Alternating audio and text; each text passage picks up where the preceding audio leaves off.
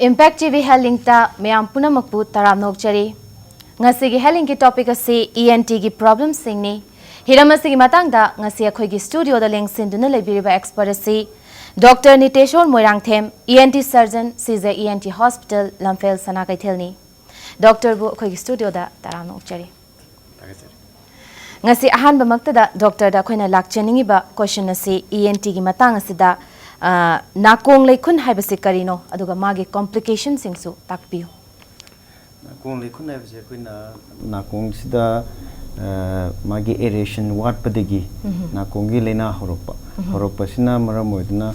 sagi sum leina ji chawkhalaga ahamada phunbadegi horaga adegi mahi changchalaga nai changchalaga adegi drum kairaga nai maban thulapuse masi bokona nakong lekhun na kawi nakong lekhun se makhal se ani suje amana khra safe oi ba habama amana khra dangerous oi ba habama dangerous oi ba ha ga di saru jathatpa koi nakong lekhun makhal se asi bo koina dangerous oi na haine aduga ma se makhata na koina treatment se kamai na pini haibadu sa ha ma horop matam da koina medical treatment tawje aduga medical treatment sida magi kana base phangadi koina adum asa mathan da dum ocean jaki adu ocean bagi tanja am su pipi aduga karigumba medical treatment sina kanaba phangroi daba tanja ma khoi di thengjala ba matam natraga tha ni hum matam langkhala ba matam se si matam dadi akoina surgical treatment tawje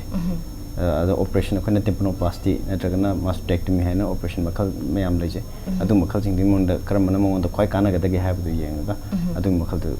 operation taw aduga makhatar pasida cochlear implant haibase karino haibasu tapio cochlear implant haisna kayumba angang bore natraga han bore akoi ge tabasi koi deafness haina na kong ta thibese taba ta thibese masina sum henjal akanda atopa hama medical treatment kana draba adi surgical treatment su kana roidaba isam chamba tympanoplasty gumba mastectomy gumba adumana kana roido matamse asi matamsida adi magi nerves amna sokraba adu matamda na kong sina kana bam khangdraba matamsida koina cochlear implant haina akhoi implant am khangna ko manung da happy masigi implant sigi mathau sina ngai tabda changapa wave sina stimulate toba cochlear se stimulate toba ngamdrabni na tadrabni na madu electrical hujigi implant sigi through the electrical current tharaga aduna brain yi natraga khoi tabagi nerve se stimulate toraga brain da yohon base masi bokona cochlear implant haina ko magi sigi implant se hapagi process magi adu so kita takpi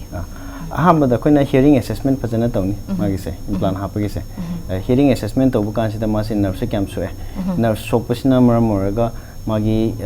koina ahamba yengi se khoi hearing aid kumba tabagi machine leidana ko sumbasi hana hapaga masina kana bra haini yengi masina kana ri boti cochlear implant gi mathau laktri masina su kana raktra matam atopa option le raktra matam sida khona cochlear implant se asi hapaka dauni ana cochlear implant se amrom thaidi sagi tab ngam daba mi amu tahan ba honna ba ko khwaidigi haidi late stage da khona last option hoina ko adumaina thammi cochlear implant se aduga masigi availability Manipur da phajana leirabra cochlear implant gi availability husik leira implant khar su tong khre na su tare aduga akoi dum implant to bagi training cho koi loraga dum lai aduna phajana candidate leiraga di akoina masigi surgery se cochlear implant gi mateng na ko taba ngam daba myama angang bore ahan bore tahan ba akoina dum hona ba ngame hoje Manipur makata zarapada koin khangjaning se ahal oisilakpada na ta thirapa na ta taraktabase sigi matang magi prevalence amasong magi consequences na ta da base ahal oisilaga na ta da se khoi gi ahal oisilakan hakchang sondarakpa dumaina ko ta na bagi nerve se nerve si juma panga sondarakpani na akoina ta ba sum wale the masigi prevalence hai taraga di chahi humpu na humpu mathakta leba hanjing se masi daida ahal ahungi manungda amadi na sidin taba walani adi samsana na ta thibum hai tare asidum walani aduna masigi prevalence hardi am prevalence am wangi masina maramoga ahan jingse sagi apo mina ngang se pajana ta da ni na moi da miscommunication laiba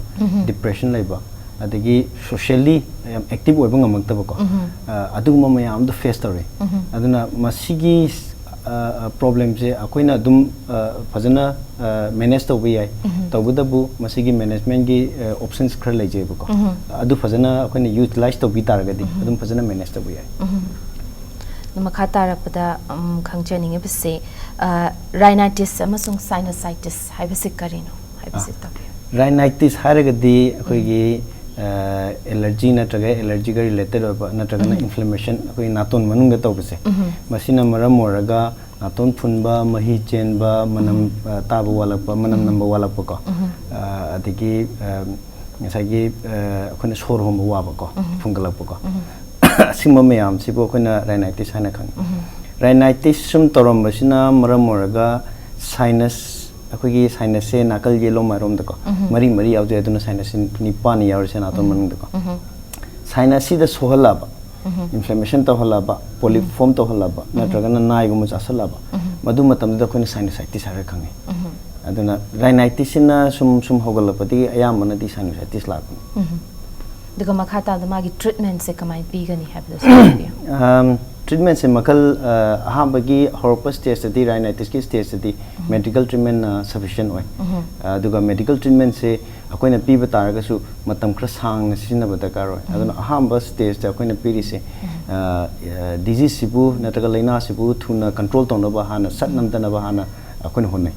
adui matungda magi asengba real treatment di long term ngasagi laina se namdharaga thamaga ko masina atopa laina sinusitis ko hoilaktana ba khoi target che masibuna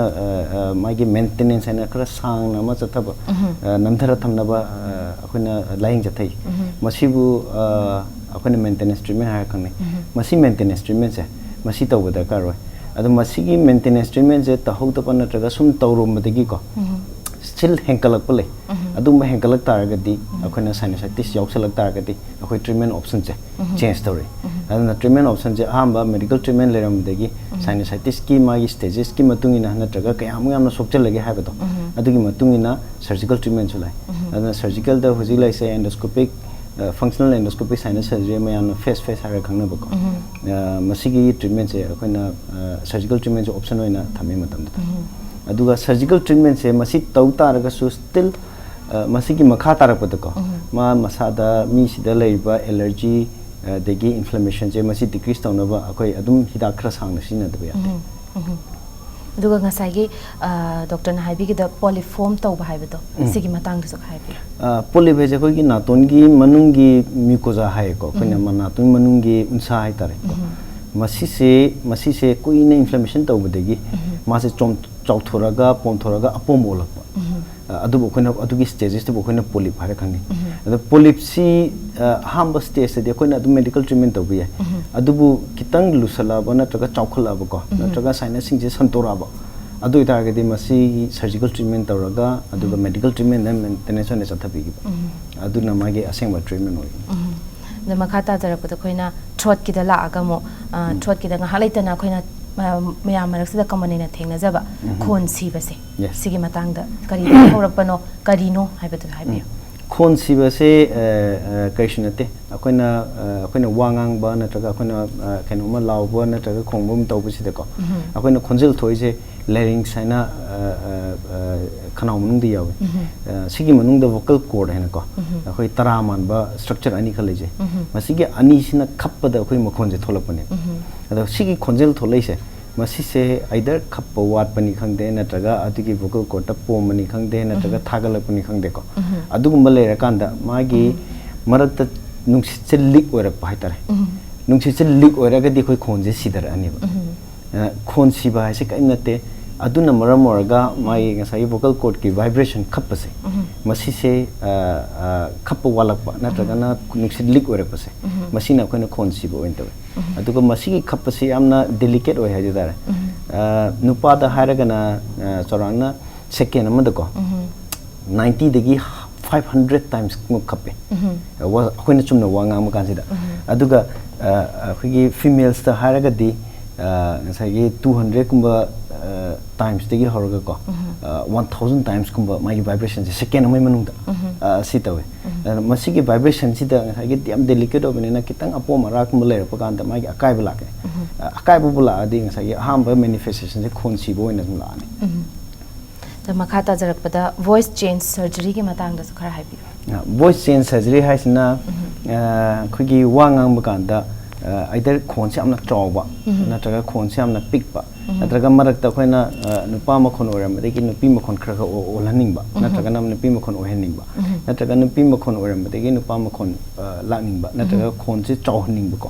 adugumba la kan da khoina voice surgery si ta the voice surgery si da ma gi thyroplasty khoina khogi hadi medical term de thyroplasty hai thyroplasty si makhal makhal lei asai gi khoina phanghanningi ba result tu gi matungina different procedures lay ko magi procedure sing se asigi types di mari thona dum khai doi yam commonly tona bata ko hoi time mari sina asi broad classification ni time mari sigi manung da macha macha me am su lay ko ado machine akoina vocal cord sigi ngasa haja ki ba wangang bagi tension lay bese vocal cord sigi tension lauba natra khuba natra na sangtohan ba natra tension ba adugi matungina sai khon se dum change lai ba adana nupi ma khon oram degi nupa ma khon lom da sum lak ba natra nupa ma khon olam degi nupi ma khon lom da sum lak ba masina traga khon si daga wangang ba phajana ngamam da degi wangang ma ngam lak ba natra na khoi gi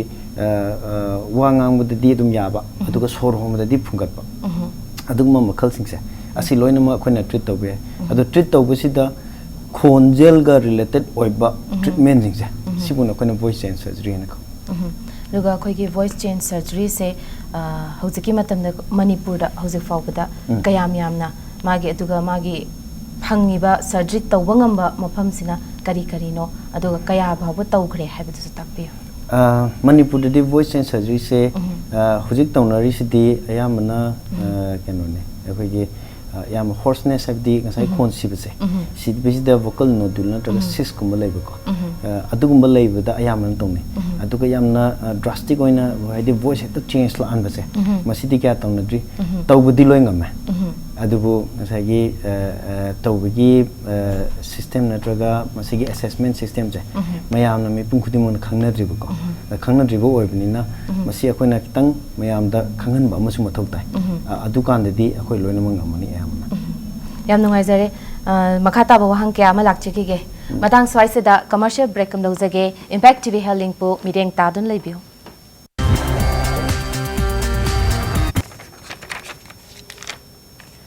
mayam bo mukhana taram nok chari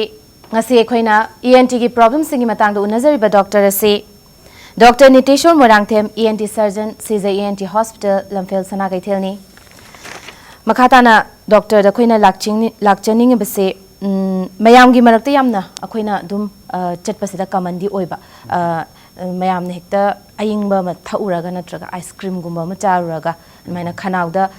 nungai tre haiba ma yam toina toina thengna ba problem sikari dagino sikari no haiba takpia akoina aying bana traga asaba charuga khoi khanaw nungai tabse masigi reason jekrale either aying bana traga asaba sida massage chana jataba ma ko adegi atopa mana akogi khanaw natraga akogi nungsit mari se ko masi khanaw tole punchale na tolom degi lakpasu adegi chinlom degi lakpasu ko masigi khanaw to punchen bese masi deisida ogi magi manungi skin sida haitare ko kone de mucosa haira khangni masi skin sida khoi finger like projection ena khoi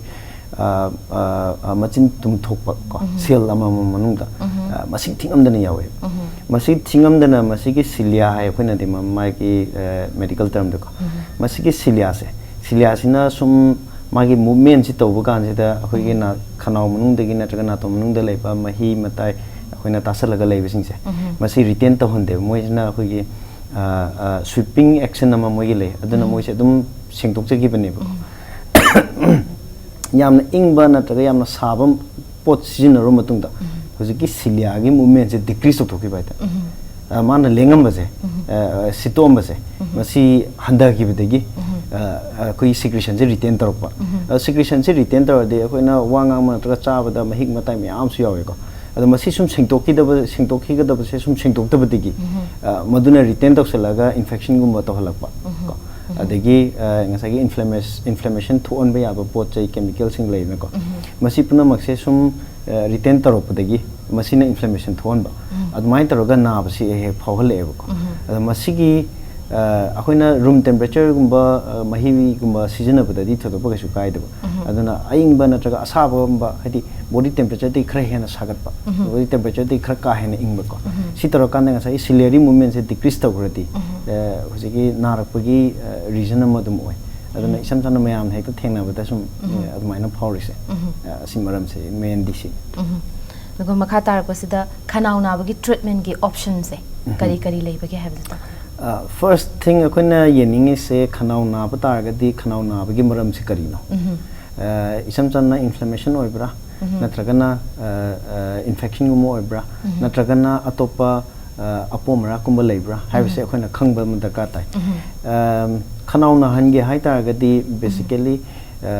मागे नारकपगी मरम high तारे को हौरकफम से जगह अहुमदे ओइगदोंग अमना नातोलोमदगी सुम महि ताहलगा नातोना मरम ओरगा तहनबा मा अमना खनाउ the खोइना चासनगिबो खोकिबा नत्रगना खनाउ the खोइना चंगबा पोतगी तहनबा नत्रगा खनाउ मसागे ओबा लेना मा नत्रगना अखोइ एसिड कुंबा थगेरागा को मसिना खनाउ द सुम सोलकबा मा अदना मसिगी रीजन सिंजे खोइना खंगबा म दरकार ताइ येंगथोकपा म दरकार ताइ येंगथोगा अदुगी रीजन द कोस खोइना ट्रीट तौगदम नाबदुगी दमक्ति खोइना पेन किलर गुंबा दम पीपीसु याय एंटीबायोटिक पीपीसु याय एवन इन्फेक्शन गुंबा तरोमगति बट मागी कोस तो हाइदि हौरकफम से खोइना थीत्रगा हौरकफम से ट्रीट तौदगदि ngसागी फतारगसु हंजन तौगनबगुंबा अदुमबानि हेक तौबो यावे अदुना मसी कोस तो ट्रीट तौबो याम इंपोर्टेंट ओय नाबसि म लेना नते नाबसि दि लेना सि उथोरकपनि हाइतारे अदुना लेना सि हाना खंगतोकपा हौरकफम अदु याम इंपोर्टेंट ओय मखा तारपसिदा टॉन्सिल सर्जरी हाइबसे कइनो से हाइबि टॉन्सिल से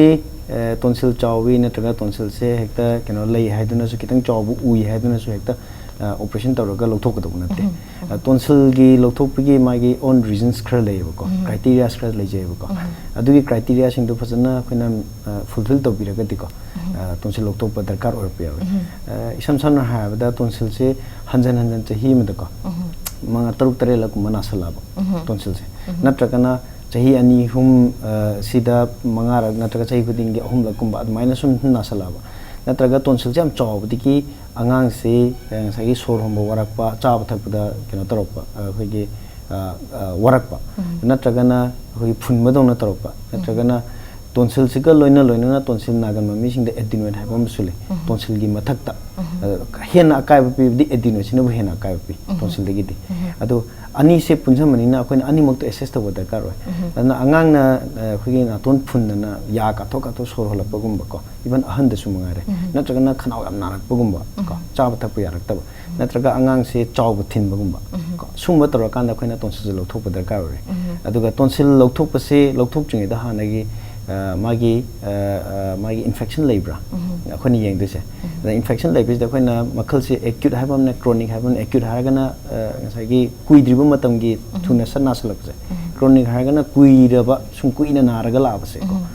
क्रोनिक ओइब तारगदि दम अखोइना मदु लौथोकना केनो ओइना तवे माना याम चावरगा आइना हाइबम ngसागी हाइजरिबा मेंशन तौजरिबा क्राइटेरिया सिनि फुलफिल तौरगदि को अदुगा एक्यूट ओरगदि अखोइना हेक्टा टॉन्सिल सर्जरी तौजते हाना नारिसे हाना फहलगा इन्फेक्शन कंट्रोल तौरगा अदुगी मतुंगदा मासे प्लान ओइना था हप्ता मरी देना तरुक कुम लेरगा को मसि लौथोनबा प्लान तौजगदम मखा तारपसिदा एडिनोइड हाइबसे करिनो अदुगा मागी सर्जरी से कदाई भाव यावरकांदा कंडीशन से कदाई भाव यावरकांदा मागी सर्जरी पांथोकनी हाइबदा एडिनोइड से मयामनदी इरालाइनदी उदबा अदुगा हक्चांगदा अंगांगजिंगदा याम सोपदि याम पिहनबा ngamba हाइतारे स्ट्रक्चर अमनी अदो एडिनोइड सिंग से अहनजिंगददी आमना लोइनमक रिग्रेस तौरगा लेने को अदुगा अंगांगजिंगददी मोइसे टॉन्सिल याम चौगनबा अंगांग नत्रगा नातोन फुनगनबा अंगांगददी आमना मेनली एडिनोइड सिना फुलनबसिना आयाम ओइ तवे अदुगा मसिगे एडिनोइड से मसिदा कोइना मिटना हेतो उदे बिकॉज टॉन्सिल की मथक ngौगी मथक लेबो पोनेबो नातोन की मनिंग थंग जगह हारिबा जगह मक्सिदा ꯑꯩꯈꯣꯏꯒꯤ ꯅꯥꯀꯣꯡꯒ ꯅꯥꯇꯣꯟꯒ ꯁꯝꯅꯕ ꯃꯔꯤ ꯑꯃ ꯂꯩꯖꯩꯕꯀꯣ ꯁ꯭ꯇꯦꯁꯟ ꯇ꯭ꯌꯨꯕ ꯍꯥꯏꯅ ꯑꯗꯨꯁꯨ ꯑꯣꯄꯟ ꯇꯧꯕ ꯑꯗꯨꯅ ꯅꯥꯇꯣꯟ ꯐꯨꯟꯁꯨ ꯐꯨꯟꯕ ꯅꯥꯀꯣꯡꯗꯁꯨ ꯁꯣꯛꯍꯟꯕ ꯌꯥꯕ ꯑꯗꯨꯒ ꯃꯁꯤꯅ ꯃꯔꯝ ꯑꯣꯏꯔꯒ ngасagi allergy henkalalaga ko natraga ngасagi infection gi source ama dum oiba adi maram ama dum oiba ko aduga angang ji rhinitis natraga sinusitis henkalan ba ko aduguma tawbu matam sida akoina adenoid ki surgery si tawi natraga na akogi adenoid sina natongi maning thangba jaga sida namjhallaga ko angang ji sor hom ngamanda ba namfuda ngасagi tum daytime dadi ngасagi gyanta matam dadi adum holaga ngam ki ba tum matam da hon bang mak taba na tum phun bagum matorpa aduna yad sum sor holak pase na taga na khorpa ngang se sum mator kan di adenoid se lokthop pi bada karo dugo matang sida na konga na tonga gi mari leinab se amada soga di amada kari effect lak pe yai haibatu thang yes nakung se nakungi health and hygiene se na ton yam depend tawe masigi dependency karamba kamaina to honge de khogi na ton gi maning thangba jaga de ko akoina station tube ki opening se le station tube se kaishna te nakunga na tonga samnaba mariyam khakne ko ada station tube sida akoina sor honjali se nakung da su nungsit si yogadong ne ba ma every time dinate but maram to koina hakam chala pugumba na to yosan bagum ko sum matam sida nakung da si yogadone masina masigi tube se manakun naton gi maning thangba jaga da leibani na ko naton sida khogi allergy torokpa infection torokpa sinusitis torokpa ko natraga adenoid chawkhalappa asina maram moga tube se mention gi bedegi khoi nakung da nusi yorok tab se sina nakung gi leina ohelapgi khwaidi gi maru ba maram ne aduna allergy sidi akhoi hidana iralana phalobu ya tawbudabu nakung sokhragadi ko angang je taba se adum wat ke bisu yai ba phabasu ayamana di loi phai but percentage khara de adum wat ke bi yai ba adana masigi matang se akoina nakong chection ba nakong na ren raga nakong lekhun tore harga akoina nakong dang focus au se sigi muhutta nakong su naton su adigi khanau su ahum maksida focus taraga anga se karamba da akai ba piri no habdo adu yengaga adugi matungina magi treatment se sathabi gi dongni adu makha tarak pasida adenoid remove tawna ba khwaidagi afaba makhal se we se kai oi kada ba adenoid se thaina habedi matam khra mamang da ko akhina curate saina blind almost like blind procedure ne curate se ko masi tawna rame adubu hujik matam gi anobu treatment hai tare ko asiladi either cochlear gumba natraga micro divider asumana lokthoga asagi adenoid se natulom degi di akhone endoscope sizinaba khanarom deina hojiki divider sizinaba ko adu toroga lokthoga di yamna hati uraga tauba procedure ni na hati mapung phan lokthopa ngame aduna adenoid lokthoppagi mong sida quite best option hai taraga di sagi micro divider na toroga lokthopuse masina best option oi adenoid ki consequences su kha takpio ngasagi adenoid ki consequences aina haije ke ngasagi angang ji sor hon ngamdaba naton je sum phun badagi mana naton gi maning thangba jaga de mensalamina natraga na akoina obstructive hoji sor hon ngamda je akoina obstructive sleep apnea harom da laeba ko natraga na nakong se hanjan na nakong lekhun hanjan torok pagi natraga nakong manung da na pagi sum torok ko natraga na sinusitis hanjan tawse sum matam da adenoid se akoina lokthopigi khanabi ga do khanabi ba thaidi tanabi ba hobi yare ba aduna adenoid as such tonsil ga hapet manaba structure oje taragasu tonsil digi hen akai ba piba ngamba podamani aduna magi matam chana laing bi hoba hapse yam important oi makha tarak pasida mouth breathing asthma respiratory blockage simiam sigi sinusitis ma simiam sigi magi mar lainari ba mari se sigi matang se ba yes anuba concept ko akoina one airway one disease hare khangni akoina natonda sorhoma matamda natonde changkiba nungsit cha sidagi na natonde gi na lungs pongni changje doise ko ada sigi mari da level lain hedi leina hai tare ko masi amaga loina mari lene adana hauropu matamda akoigi natonda lok thungba naton yamna mahi am chenba naton phunba hakthiam khanba naton ge allergy polycum yam leiba ko mi singse moise phajana treatment to bide taragati sum moise na matam gi matungina sum haugi bisina ko hayeng asma gumbo orapagi hadi chances se yano wang khalai adana chama da research ki matung ina ko literature ki matung ina chama mi sungba di allergy rhinitis leiba mi chama gumai manung da ko phasana lying bitaba taragati charangna nimpu degina 40 to 60% di ko asma guma tung koiba hadi sang dhaba oiba leina se more serious oiba ko asma guma na rapagi chances le re aduna akoina horokpham si degi hongna treat to bi khra taragati natraga lying phiki taragati sagi hena sathi ba leina se laktrasu mara langkhang da koin thingba ngame ba adu masi se akoina lying bidaba taragati sum maka chatharak pasina ko naton de hore naton la ani khanau la ani digi trachea la ani lungs ya ani adu maina sum leina se sum makam kha chathare aduna moi se loina mari lene horokpa akoina ira khara line haidi khara line treat to ba yaringe matam sida either medical bore natraga surgical bore ko si treat to ba yaringe matam sida akoina lying bi hobase masi yamna important oi tungi complication akoina prevent to hona thing hona ba ko duga khoi gi nakhokpa snoring se akoina problem amani haina lawgatra habi sakpi mamang indi nakhokbase nakhoga tumme haidi mayam se yamna gyantana na nungaina tumme na mai lawna adubu hujikandi hujiki matam sida di nakhopa ise masi leina amoina lawnare adana nakhopagi problem sina hayeng tungda magi nakho ise kaim nate akoina sor honjanma matam sida blockage khara haidi apun khara leidana magi either khanau manungi structure natragana akoye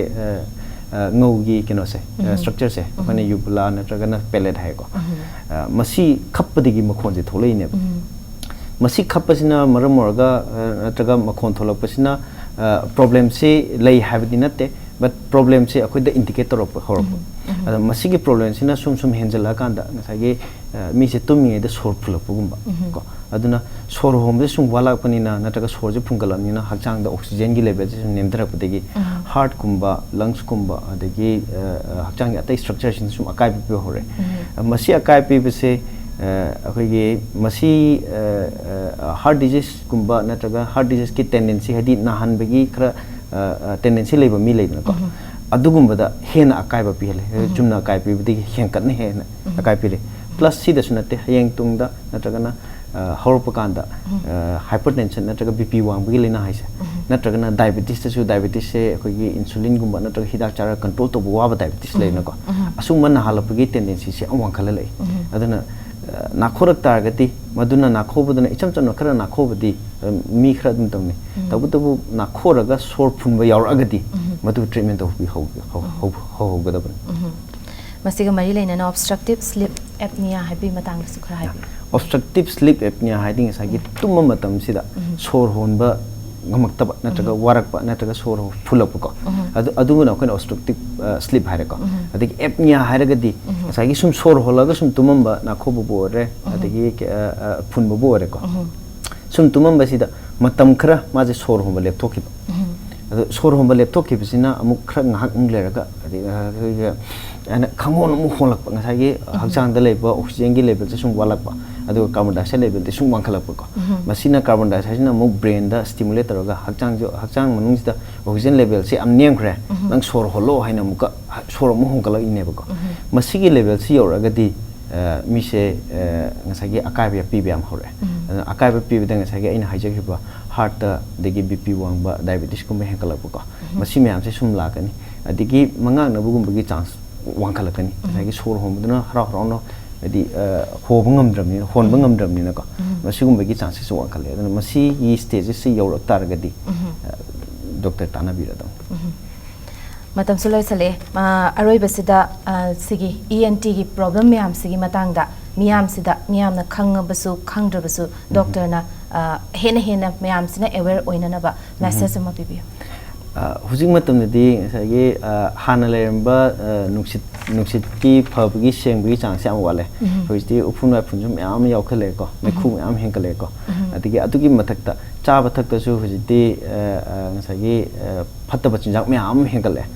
si hengkalabnina nakong naton khanau adigi thabaki lena chelo hengkale hajariba si hengkalabnina akoina hujik ngami mkhaidi ko yaringe uphun chen ba jaga se adegi manam yam akan bagumba ko adegi nuksit aing bagumba direct exposure to honba asum basi yaringe handa birba masi handa bir targadi ꯑꯩꯈꯣꯏꯒꯤ year nose throat ꯀꯣ ꯑꯩꯈꯣꯏꯒꯤ ENT ꯒ related ꯑꯣꯏꯕ ꯂꯩꯅꯥꯁꯤꯡꯁꯦ ꯑꯌꯥꯝꯕ ꯑꯩꯈꯣꯏꯅ ꯀꯟꯕ ꯉꯝꯒꯅꯤ